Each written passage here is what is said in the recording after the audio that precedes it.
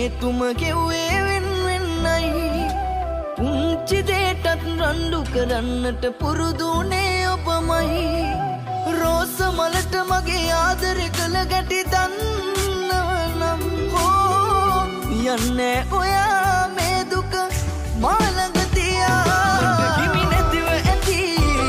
වෙන කාට අයිති ඇති